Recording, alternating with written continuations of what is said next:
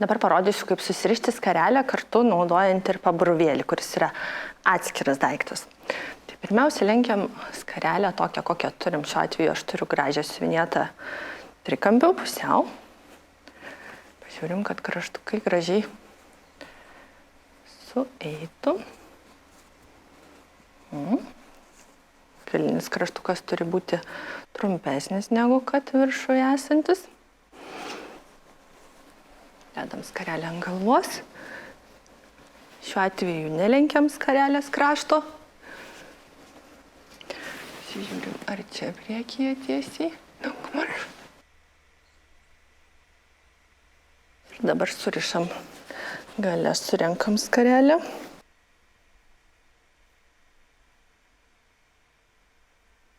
Užkeičiam. Čia užrišam žemyn, ištraukiam.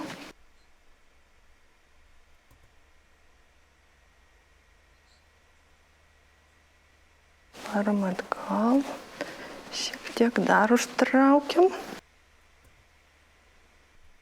Štai čia yra surištas vienas paprastas mazgas. Ištvirtintas gerai.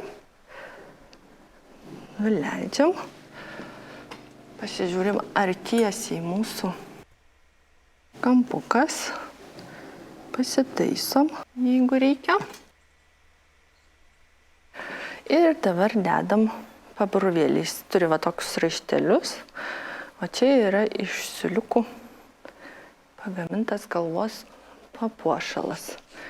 Ir šitos lygiai taip pat surišam mazgiuku.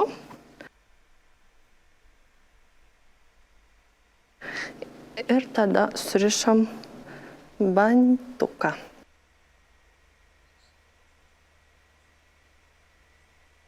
Tam, kad tie šniureliai neišlįstų, sukišam po skarelę.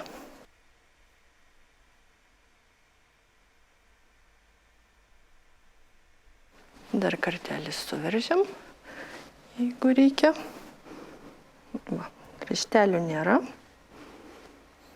Dar kartelį pasitikrinam, ar skarelė tvarkingai surišta. Ar matosi visas gražus siuvinėtas raštas.